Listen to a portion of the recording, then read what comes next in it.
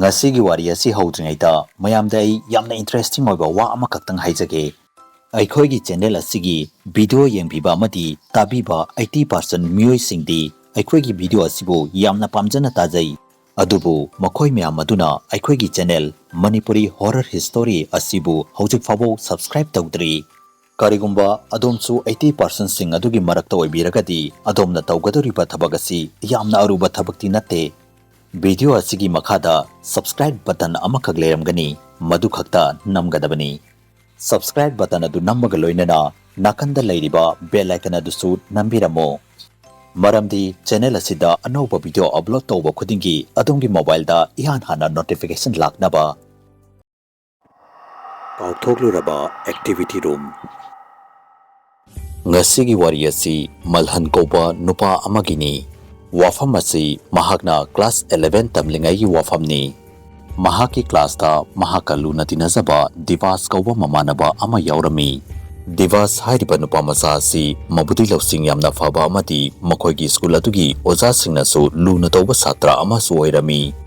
maduda sunatna diwas schoolgi captain su oirami haibadi schoolgi assembly ki matamda angang singbu line da lephan ba amadi assembly loiraba matungda angang singbu masa masagi class ta discipline line sanghan basi mahaki thabak oirami Nongma numitama makhoigi school da annual day celebration tawrami amadi matamadu sandhyagi matam oirami ikhang khangautana numit adugi weather adu nongthi manruklami malhan amadi diwas school adugi first floor adu da leiba class 11 gi room adu da famduna wari sanaduna leirami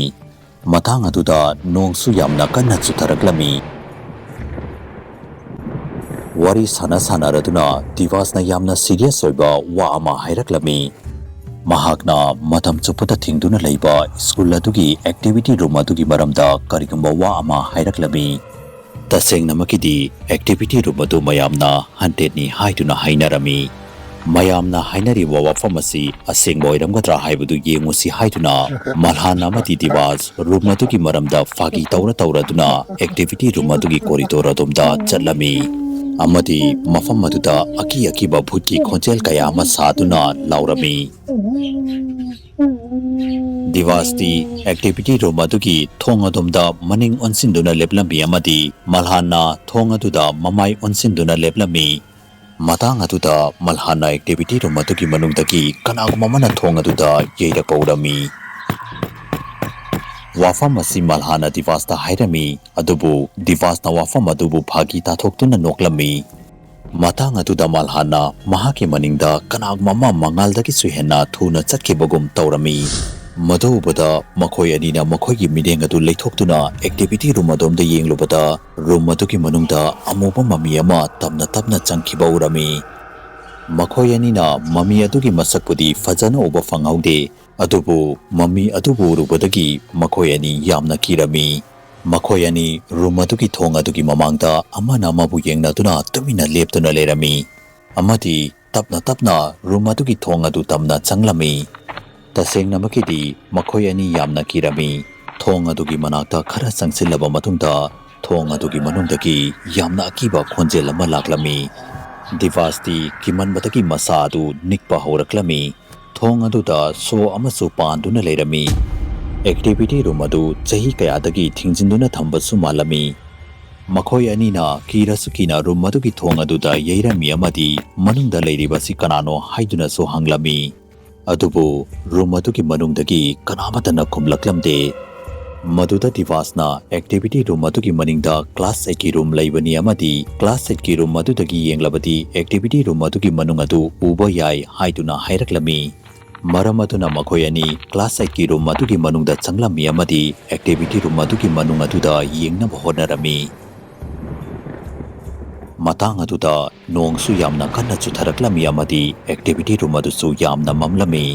maramaduna makhoi anina room adugi manung adu fajana uba fanglamde matang aduda nongthangsu yamna kanna kublami nongthang adugi mangalda malhan thokhiba du mahak thajaba ngamlamdi amadi masapumugi tu adu chapyunglami nongthang adugi mangalda malhan room adugi manungda yanduna leiriba fen aduda nupa masama thauri yanduna leiba urami nupa masa adugi mamidadu haifet mapanda chongthoklami amadi masa adusu taifet tarami nupa machadugi mamai adu malhando onsinduna leirami madubada malhan yamna kanna laurami amadi diwas ki manakta sangsinduna mahaku yamna kanna konsilami yamna ngakwa wafamdi diwas na malhana uriba singadu amata uba phanglamde adubu malhan gi fifam adu ubada divasu yamna kirami makhoi anina makhada chenthaduna makhoigi class teacher aduda wafam asi tamlami makhoigi class teacher adusu khudakta activity room aduda laklami amadi room aduda palamba so adu hangdoklami adubu room adugi manungda kanamata leiba uramde madubada class teacher aduna makhoi anida yamna sauna yenglaklami amadi asigumba phagi asi matung manau tawganu hairamlaga makhada kumthaki malhan amadi diwas room adugi manungda kanamata leiramdaba ubaduda makhoi ani room adugi manungda yamna ngakna yengduna leptuna leirami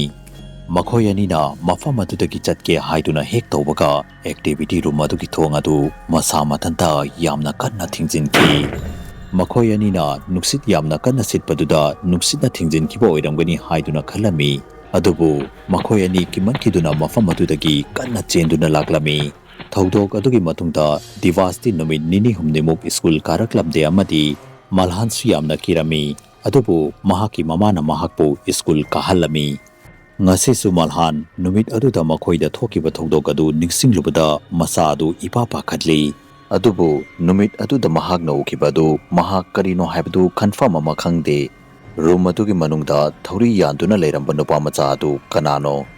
malhana ka adugi manungda taseknamaki nupa macha adubu uramgadra natraga masepamna magasi mahaki wakhalna oiramgadra haibadu mayamna kari khalli comment section da soidara haibiramu Facebook ta Manipuri horror story gi Facebook page ko follow tawiramu loinana karigumba wari asu mayamna pambi taragadi channel asibu subscribe tawiramu amadi video asibu like and share amamda tawiramu mathangi video da amuk unarasi habsuga loinana yangkopam loyangan bana mayam pumna mukti kainabagi yathang nejari